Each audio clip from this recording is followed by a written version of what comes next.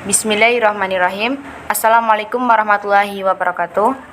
Perkenalkan, kami dari kelompok 5 MSI yang beranggotakan Fitri Safa Audina, Rizkiana, Muhammad Bintang Dewanda Putra, Fakih Aji Fawaid, akan mempresentasikan makalah kami yang berjudul Sejarah dan Perkembangan Studi Islam Klasik, Pertengahan, Modern, dan Kontemporer.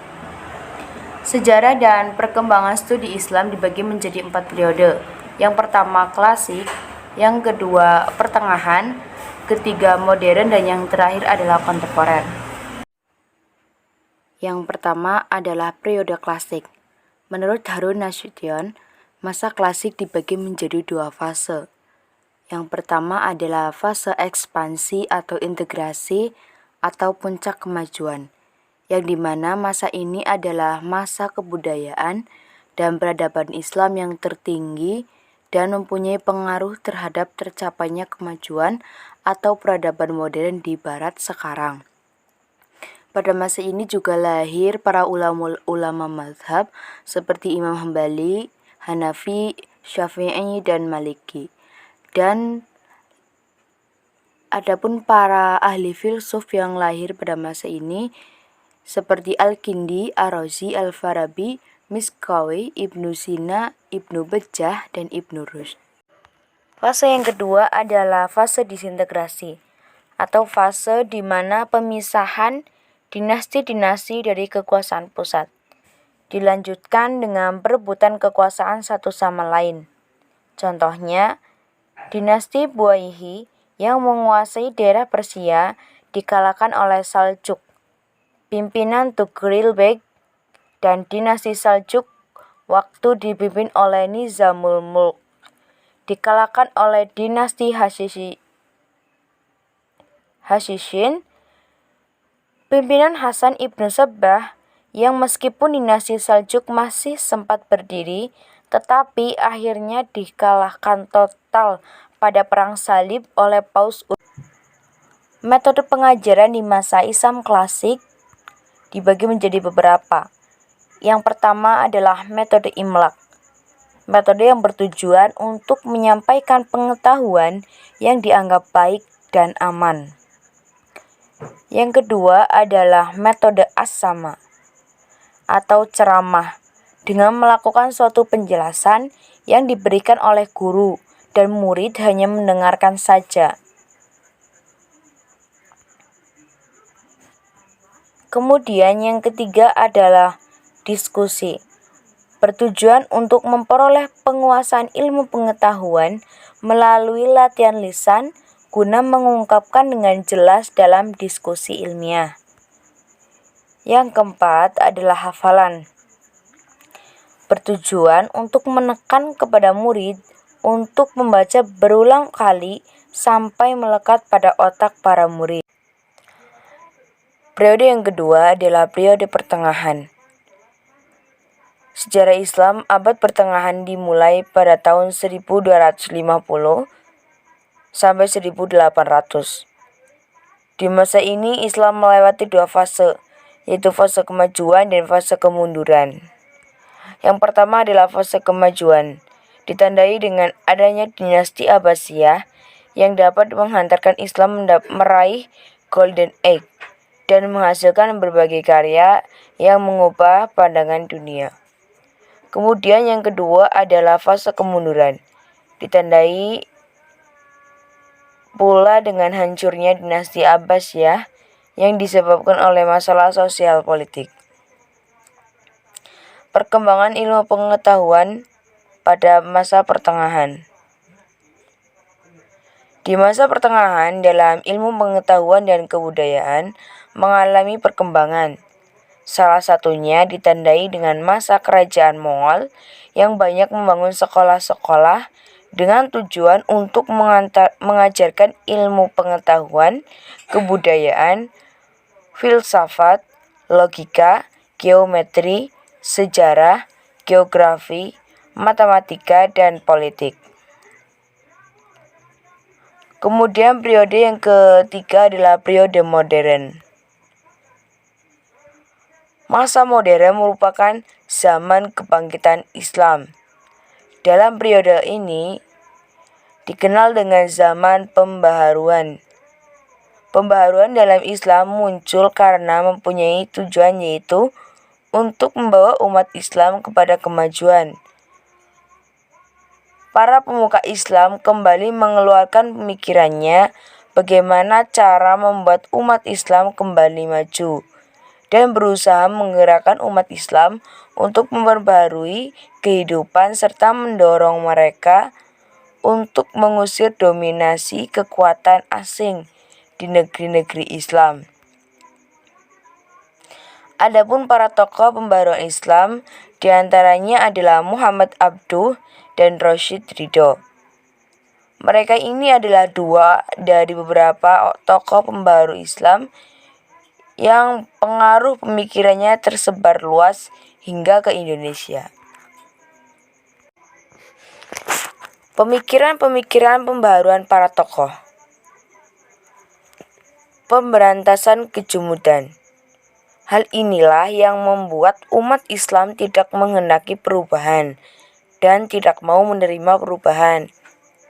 Dan sebab lainnya adalah karena umat Islam tidak mengenal ilmu pengetahuan dan teknologi yang membawa pada kemajuan, sehingga harus disingkirkan karena akan menyebabkan umat Islam semakin tertinggal dari dunia barat.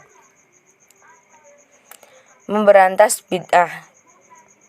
Bid'ah adalah sesuatu perbuatan yang tidak sesuai dengan Al-Quran dan hadis.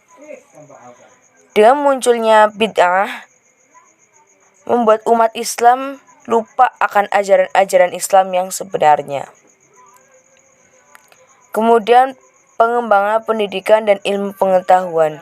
Dalam merealisasikan pemikiran ini, harus dengan cara dibangunnya sekolah-sekolah Islam modern yang dimana mata pelajarannya perlu ditambahkan kurikulum pelajaran teknologi, sosiologi, pendidikan moral, ilmu bumi, ekonomi, ilmu hitung, kesehatan, dan bahasa asing, serta adanya pendidikan agama.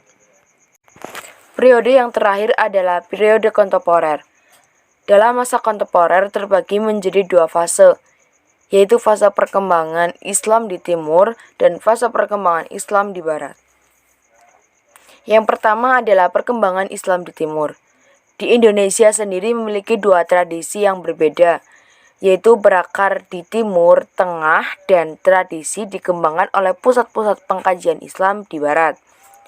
Masing-masing tradisi membawa pengaruh dan pendekatan yang berbeda, yang membentuk corak pengkajian Islam di IAIN atau UIN.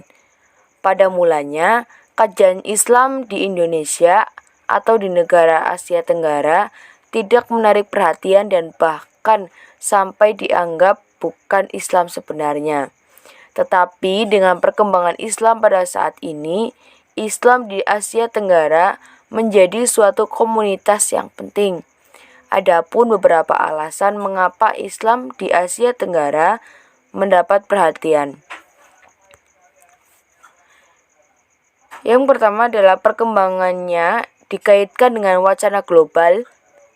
Islam di Asia Tenggara dikatakan sebagai salah satu yang paling maju selain Pakistan, dan artikel tersebut berpengaruh di Amerika. Kemudian corak pendidikannya lebih menerima ide-ide sosial yang berkembang di barat, memberikan gambaran yang real terhadap apa yang disebut dengan Islam lokal.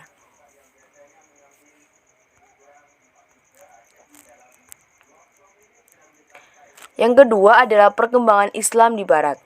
Setelah ilmu pengetahuan Islam migrasi ke barat, ternyata banyak ajaran Islam yang menyimpang dari ajaran sebenarnya karena telah dirasuki oleh paham sekunder. Inilah yang menyebabkan sarjana muslim melakukan upaya pemurnian ajaran. Pada sarjana muslim antara lain Ismail Roji Al-Faruqi, Naqib Al-Attas,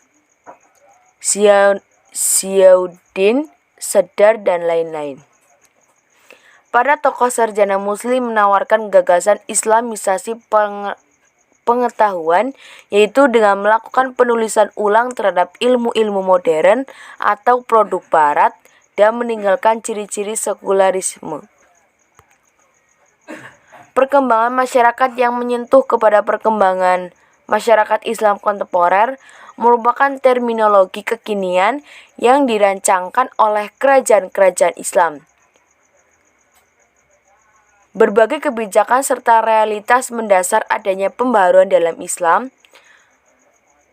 Kondisi ini tentu menginspirasi secara serius, secara pribadi, bahwa hakikat dari pertumbuhan masyarakat akan menjadi tampak baik di saat merasa menyadari bahwa perubahan sosial yang berada di tengah-tengah mereka adalah keniscayaan dan hakikat perkembangan itu sendiri.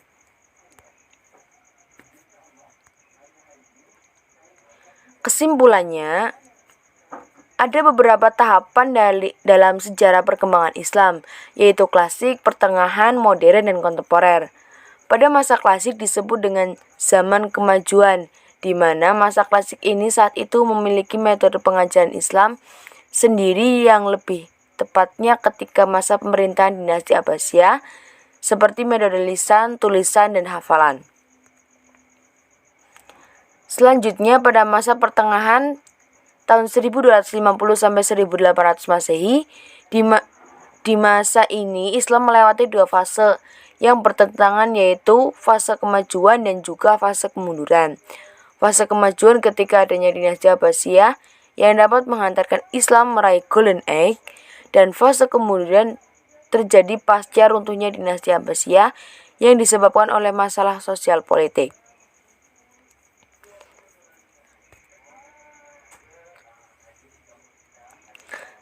Setelahnya Islam memasuki masa modern disebut dengan zaman kebangkitan Islam. Dan dalam periode ini dikenal dengan zaman pembaharuan. Pembaharuan dalam Islam muncul karena mempunyai tujuan yang membawa umat Islam kepada kemajuan. Ada dua tokoh pembaharuan Islam pada masa modern, yaitu Muhammad Abduh dan Rashid Ridho. Mereka memiliki pemikiran pembaharuan antara lain pemberantasan kejumudan, pemberantasan bid'ah, serta pengembangan pendidikan dan ilmu pengetahuan.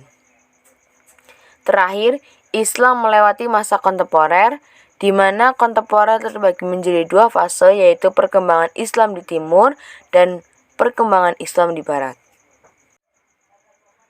Mungkin itu saja yang bisa kami sampaikan. Apabila ada salah kata, kami mohon maaf. Terima kasih. Dan jangan lupa bahagia untuk hari ini. Sekian, wassalamualaikum warahmatullahi wabarakatuh.